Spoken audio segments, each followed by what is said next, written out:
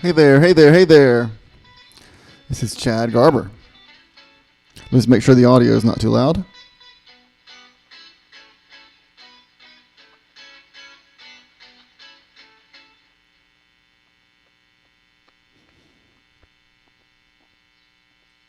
there, hey there, hey there. This is Chad Garber. Let's make sure the audio is not too loud. All right, everything looks good.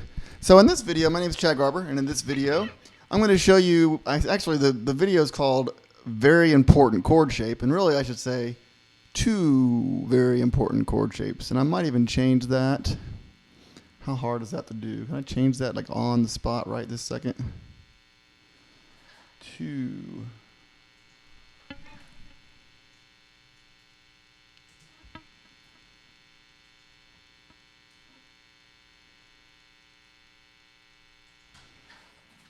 All right, and there you have it.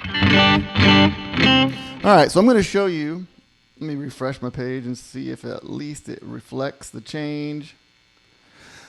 Hey there, this is Chad Garber. And in this video, I'm going to show you two very important chord shapes. And that's what this video is about. Okay, now, these chord shapes are something you probably already know. Now, if you already know the bar chords, you're going to know these shapes, okay? The bar chord is, you know, the major bar chord, like A, for instance, is.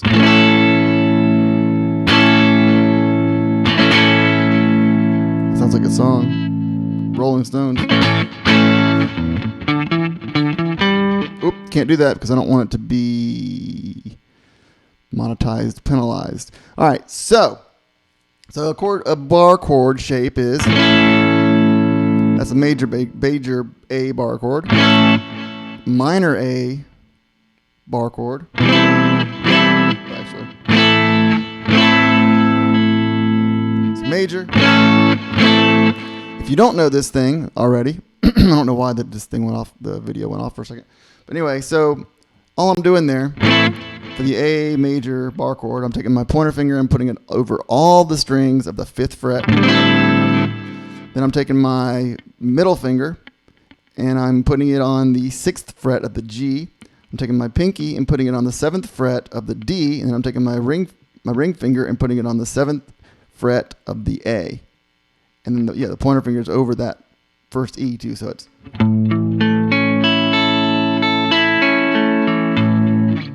Okay. Now the A minor bar chord, all you do is remove the middle finger.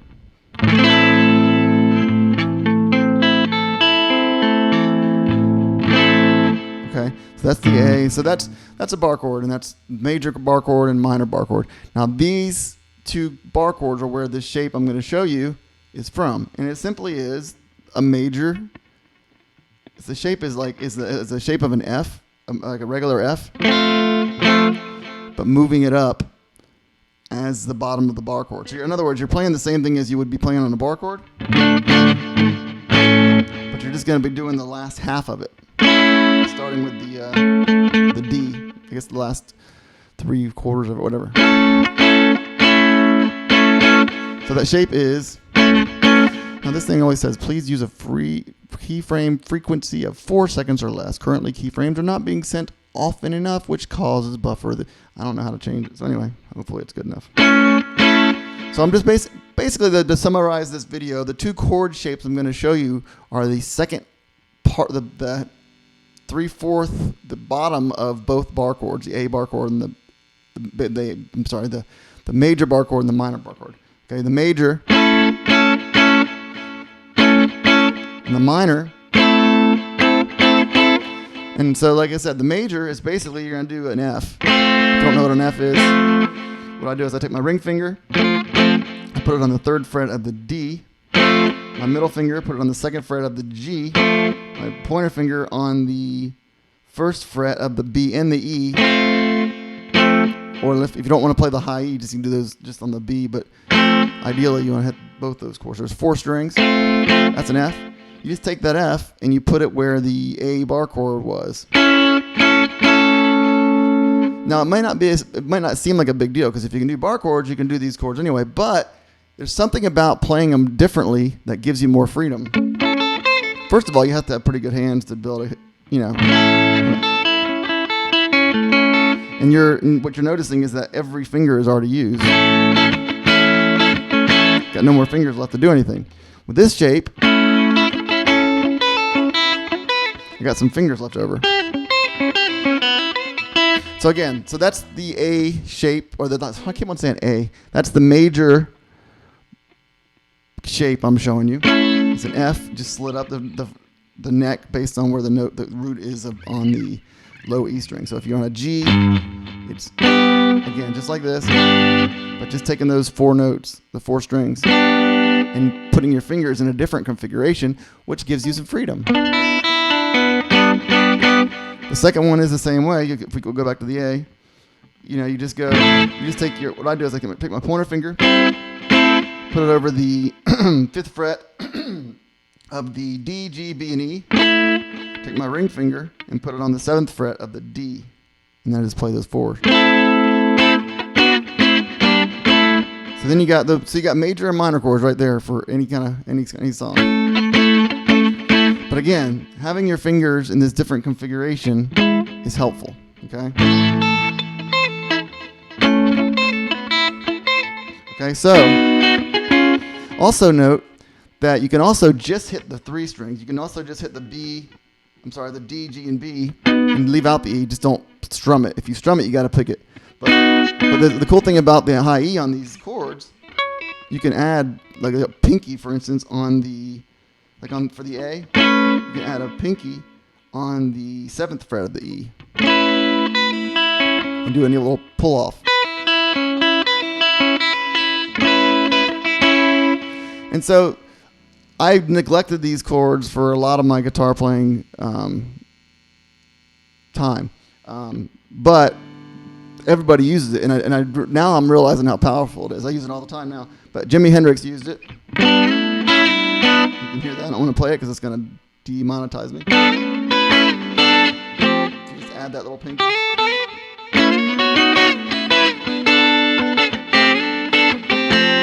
So, but it's good also if you're in a band situation and you already have a bass guitar, you have an acoustic guitar going, maybe you have a keyboard going, and you got drums and everything. And so, rather than going and adding this,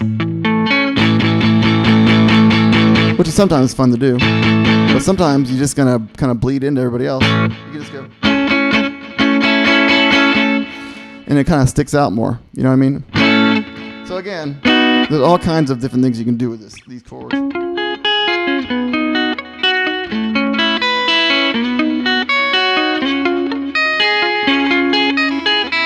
And you can just try different licks. But again, this is a very helpful, 2 very, very important chords that I neglected a lot of my life. I would just go. I wouldn't even hit the higher parts because I was just playing a neutral bar chord, which didn't sound good anyway. But I wouldn't even hit the high part. But now I can go.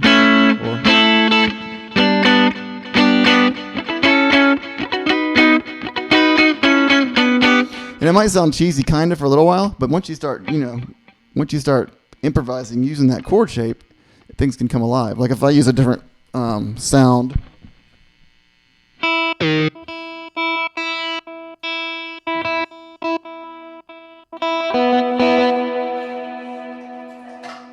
And I know I've gone over this whole concept before when the triad video. I talked about triad chords. This is very similar, but it's kind of like if you learn bar chords, the next chord you can learn that would be helpful is these just the other half, the lower half of the bar chord. With this kind of sound, you can do all kinds of crazy.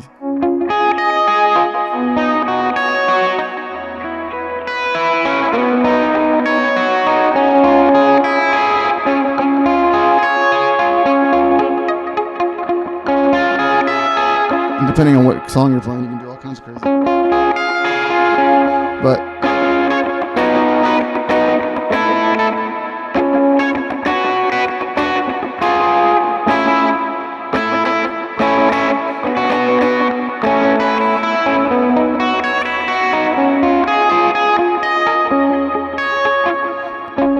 You know, and it's a good idea to get used to this picking down here.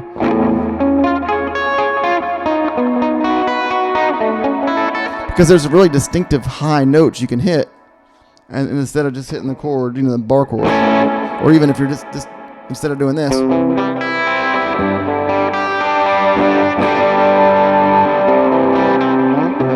So C, G. Well, again, going back to the triads, you should also learn the D shape. So kind of going back into the whole triad thing. Obviously I can't say that enough. How many times? I'm not obviously I'm doing a lot of videos about this triad thing, but I'm using it a lot in my songs recently, and they keep on coming out. But I just wanted to point out these two chords because they can come in handy. There's a next step into it if you don't want to feel like learning the rest of the shapes yet.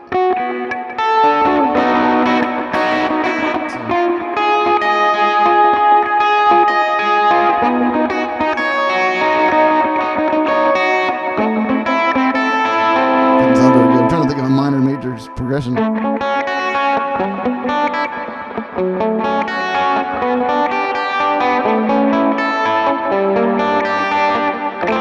you get the idea. But if you are interested in the triad, what I'm talking about, you can do a D shape. You can do the F shape. That's what we're doing now. You can do the minor version of it. You can do.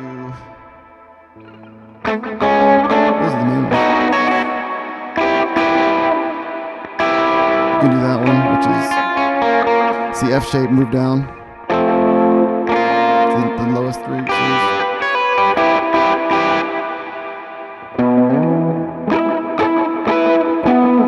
So that's pretty much the concept. There's lots of songs I could play that could show you, but I don't want to get demonetized.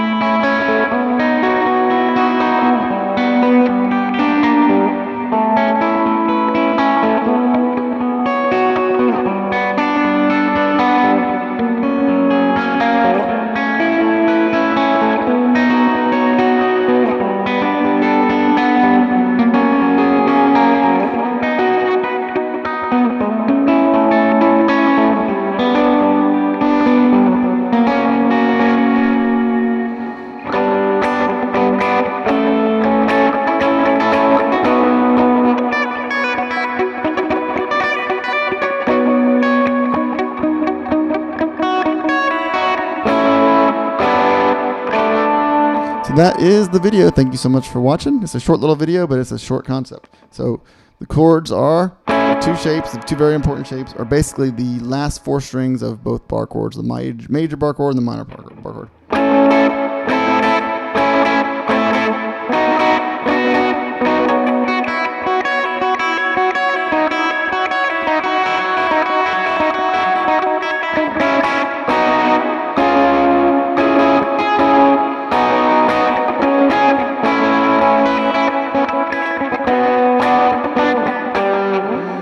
That's the video. Thank you so much for watching. If you like this video, give me a like, and also leave comments of stuff you want to learn, you know, the basic stuff, stuff that really can help you, but I don't really know what you want to learn. So let me know what you want to learn. Thank you so much for watching, and have a great day. Oh yeah, subscribe if you could.